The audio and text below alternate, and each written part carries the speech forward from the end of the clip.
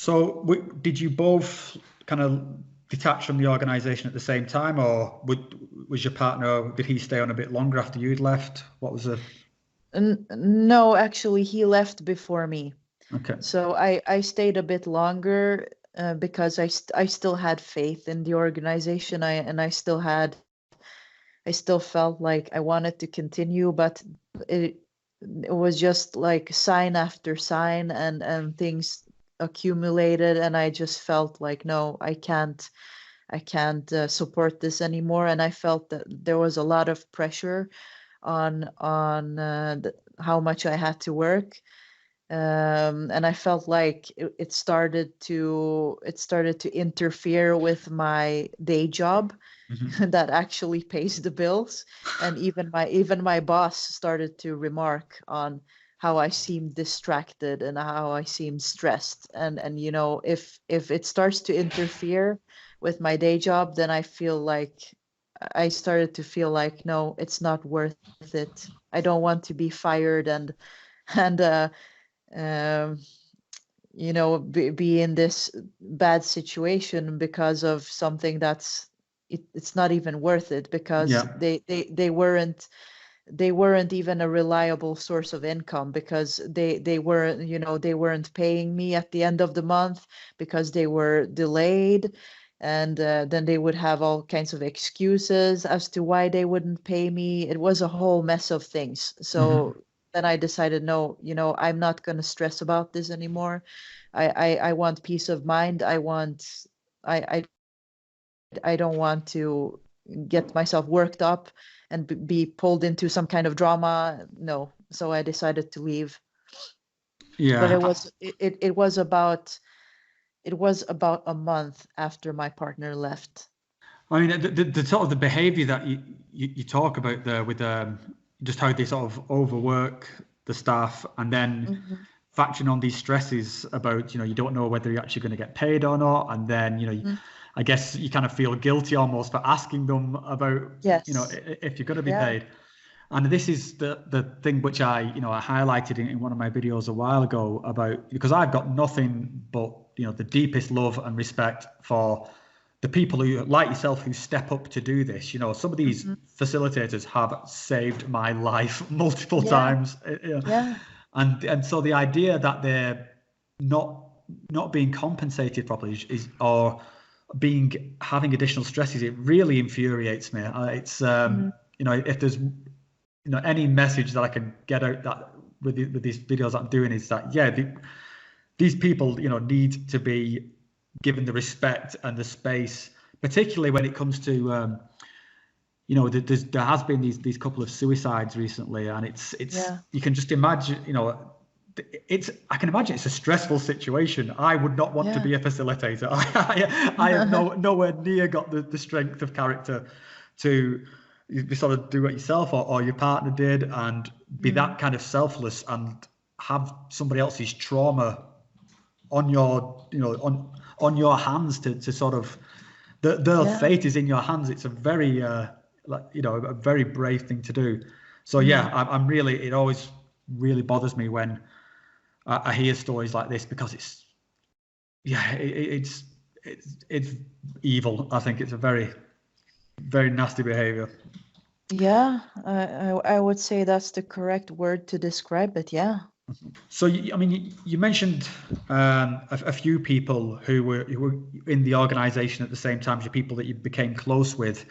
Hmm. Is anyone that you know still there, or is your story a kind of a common story? Were people cycling out fairly regularly? There are some people who are still in the organization that I know, um, but the vast majority have quit or a long time ago, or very recently. Mhm. There none of the I can say that none of the facilitators who were with me at the first retreats I attended, and this was 2 years ago, none of them are still there.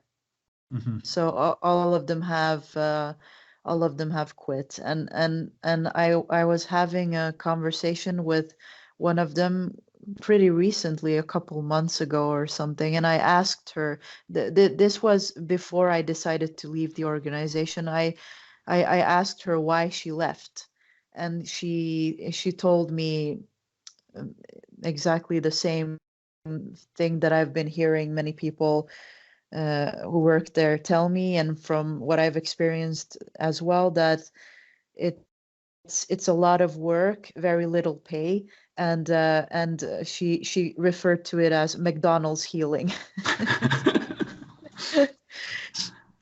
She said that, you know, I can't. She told me, you know, I can't partake in the sort of McDonald's healing that they are doing there. Just to be the sort of the devil's advocate here. How would you? I would guess that if they were listening to this kind of criticism, their response would be something like, "You just weren't up to the task. You know, you weren't committed enough. Of course, you know, we've got bigger things to do than worry about paying you your €50. You know, just we need people who are going to get on with it." What would your response be to that attitude? Yeah, my response to that kind of attitude would be that I understand that they have bigger things going on, and it's not just about me or any single individual. But I also think that the work that the people facilitating and the people working there to make it all come together to function, that kind of work is really priceless.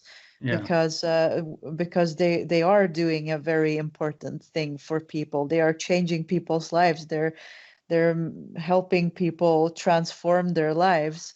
It doesn't matter if one individual isn't important enough, or, you know, just part of the big whole, because in order to make things come together and to make things work, you need every how do you say it? You need every cog in the machinery. Absolutely, yeah. You have to compensate the people who work correctly. Like people need to be paid for their work correctly and fairly. Yeah, and they need to feel valued. I think that's the other thing. Yeah, exactly. Not just like they're being, you know, just exploited or something. And I think what a part of it, as you know, from the customer side, is, and I think this is why your story is so important, because if I'd have known this about the facility, or, you know, at that retreat or any retreat, I'd be horrified. It would completely, you know, I wouldn't want to do that retreat where the staff were being treated, you know, so poorly or so undervalued. It would completely take the shine out of the experience for me.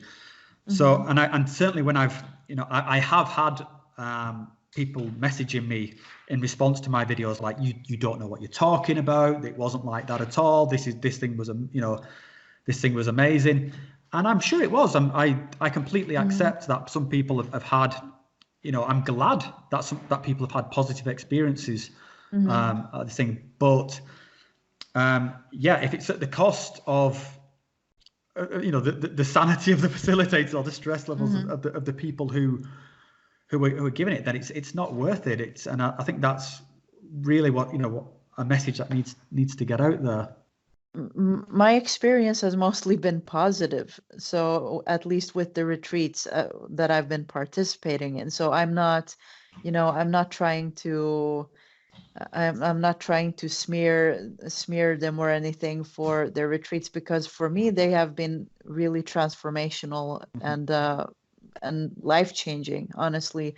So I'm not going to go out and say that it was all bad and horrible, but I think it speaks for itself that there's always a circulation of people coming and going, that people start working there and quit very, very early on after they've worked for a little while. And it's also very telling that none of the facilitators that were there 2 years ago when I went to my first retreats are there anymore.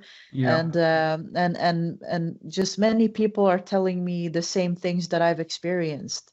And I understand that they are going to say that, oh, well, it's not for everyone, and not everyone likes our methods, and I can understand that too. But I feel that from what I've experienced and from what many people have told me, I feel like it's kind of falling apart, or how Mm. to put it. I don't think it's sustainable. It's not a sustainable model Yeah. what they have going on. So if they want to keep doing what they're doing, and they need to do some big changes fundamentally in the organization. I mean, when I first came across the organization, and I thought this was like a dream come true. I knew I wanted to try this medicine, and I knew that going to Peru was probably a step too far for me at that point.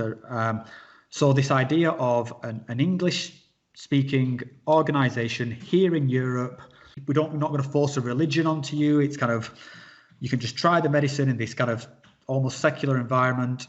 And I thought I wanted to be a fan. I so did. I was, so, I want to just kind of put that out there, because some people have accused me of just like hating on this organization. And yeah, if it could all come together, then I would have been time and time again. And I think the frustrating thing about them, I think, is that it seems like there's a few tweaks that you could make to the organization. You just like show your staff a bit more care and attention. You perhaps have more staff, maybe limit the size, a few guidelines and sort of protocols in there. And I think it could work so well. And but then, I've mentioned quite a few times that there's something about it which just seems cash grabby.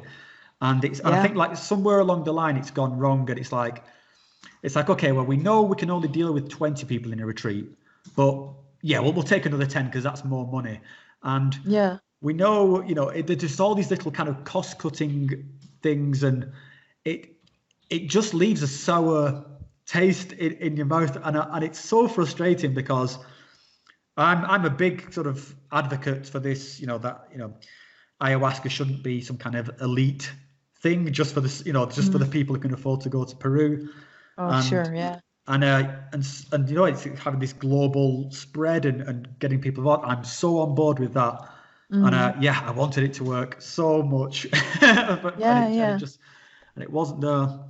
So I think that would be, if there was a message that I could give to Ayahuasca International, I would say it's you probably can pull this back if you have a good introspective look at what you're doing, and be prepared to make some of those changes at the cost of a little bit less revenue. But what's important here is that is it an extra couple of thousand in the bank, or is it this message of this global awakening that they're talking about? I'd like to see them put the money where the mouth is, to be honest. Yeah, me too, because I know that they like to say that it's all about the mass awakening of people, but I feel like it's more about expansion. It's more about it's more about what every big corporation does. It's expand as quickly as possible and profits. Yeah, profit above all else.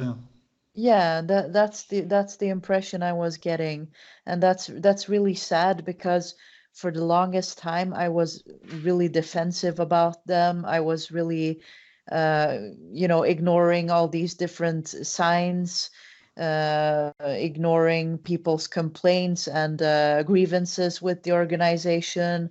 I was trying to just think positive about the whole thing, and give them the benefit of the doubt, and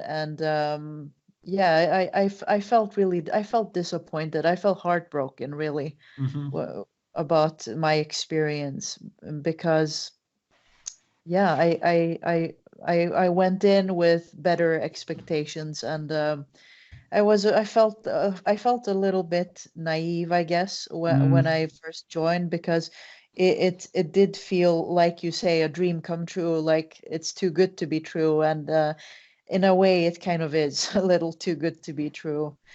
Can I just ask, when, because you mentioned you were still in the organization after your partner was left, was there ever any kind of pressure to disconnect from him, or anything like that, or were you like witness to any of this slander?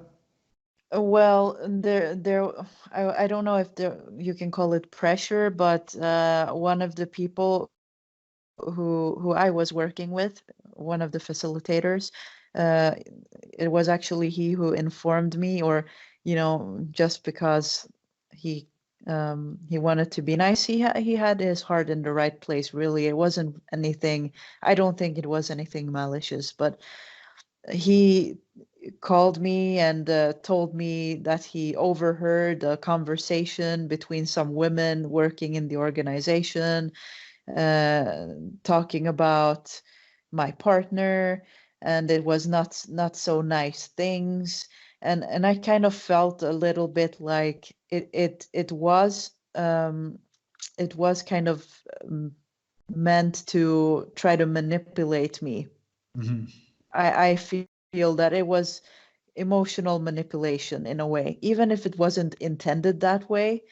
I feel that that's what it was fundamentally, because the things being said about him, I know are not true. Mm-hmm. It's actually kind of ridiculous, but I feel that they were trying to kind of twist my mind a little bit, to have me question myself, to have me question my choices, to have me question, have I made the right decision? It felt very, it really left a bitter taste in my mouth. Do you think that as an organization, the sort of the heart is in the right place, or do you think that they are just trying to milk this phenomenon that's going on, just trying to milk it? Because what I mean by this is that they do seem to push the legality of things. It's like they know that in some places they're pushing it with the authorities, and they seem to do it anyway to get the money in.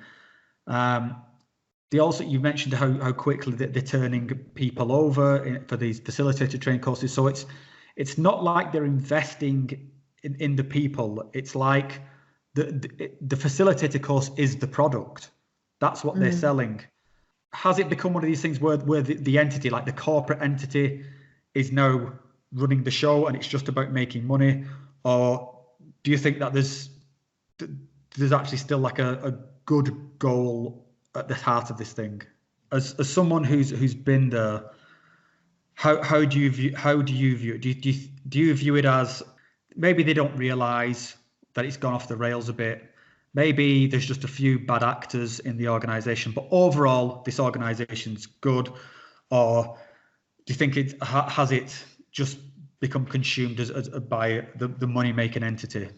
I would say it's somewhere in the middle, but leaning more towards being consumed by the money-making entity, because if you think about it, ayahuasca is rooted very deeply in the culture of the indigenous tribes of the Amazon.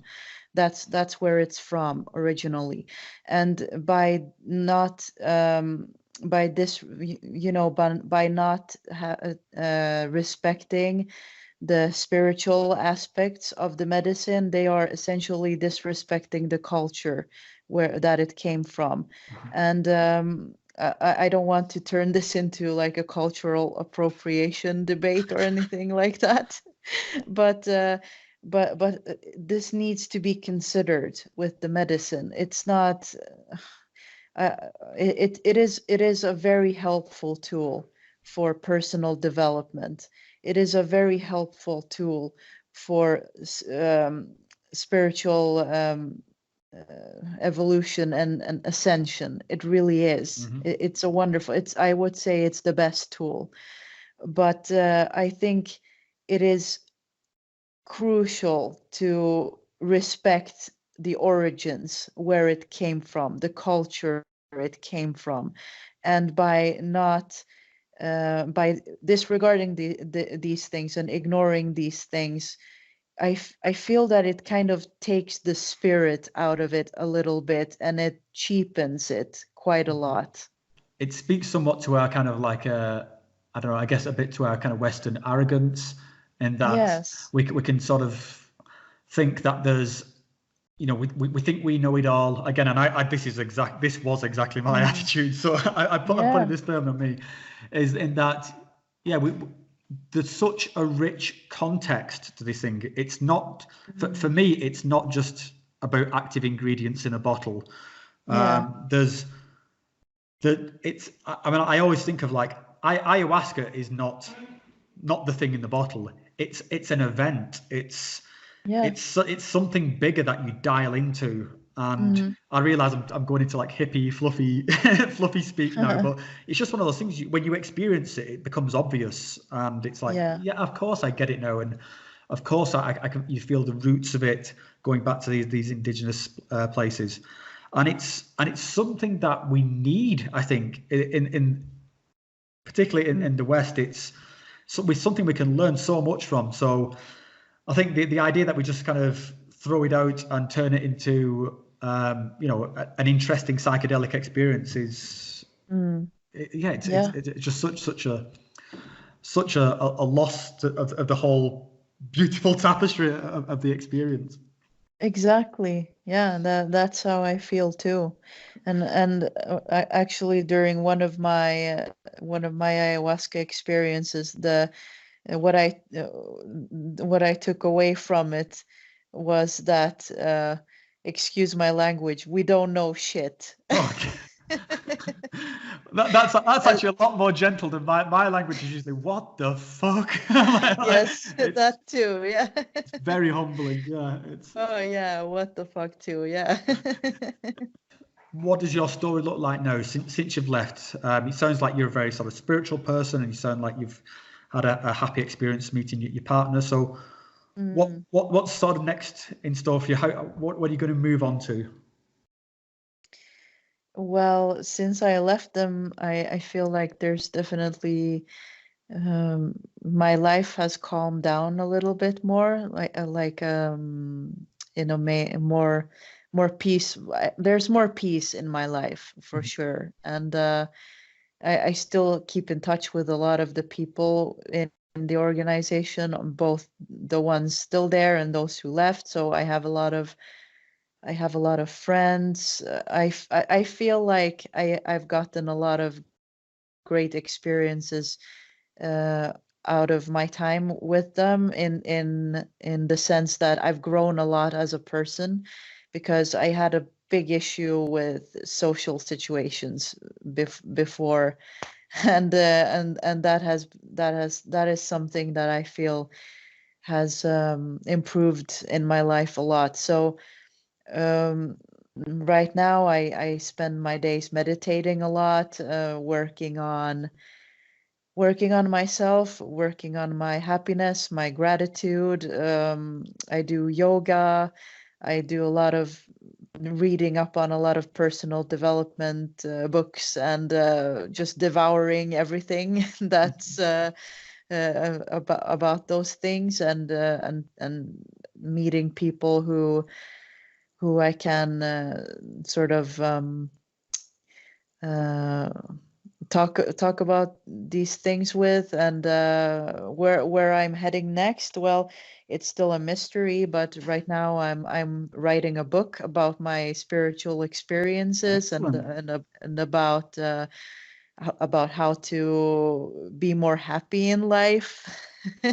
So there's a book on the way, and I'm eventually hoping to go to South America to actually learn from the indigenous Hmm. about the medicines. And yeah, I am still hoping to become a facilitator someday, but I feel like I have a lot of growing to do before I get there.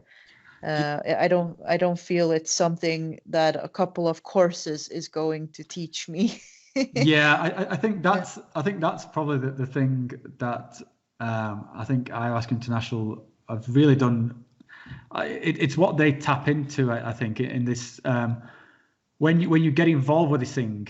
I think particularly for us in the West, we look for the easy option. We look for the sort of how can I.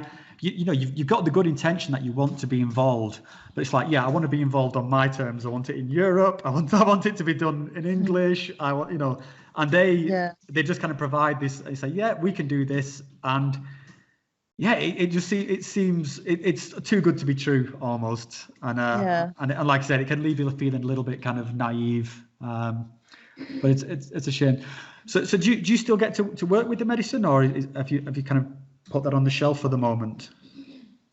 I've put it on the shelf for the moment because, as I said, I still have a lot of growing to do, a lot of evolution going on.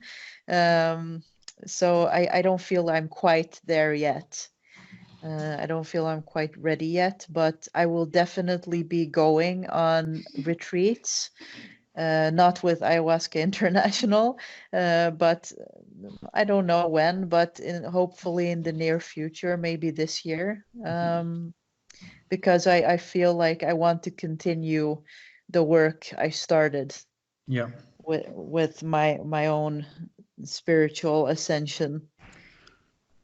Well, I mean, it sounds like you're keeping yourself very busy, and it's like a very positive lifestyle that you've got there with it, writing your book and all your sort of yoga and stuff. So I just want to say I'm really glad that you come out of it so positive, and also that you can be so honest about that, how you've had these positive experiences with them. And I think if Ayahuasca International does hear this, I think I'd just like to draw attention to that.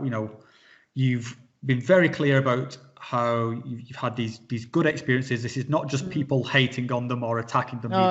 It's there's some really constructive criticism in here, which I think, as we mentioned, if they took it on board, I think they could really turn the organization around. So I really wanted to thank you for that. And also just say good luck with the book, and when it's done, by all means, if you let me know, I'd be very interested in reading the version, and perhaps we could have a conversation about that. Yeah, sure. Thank you. Yeah, I will definitely.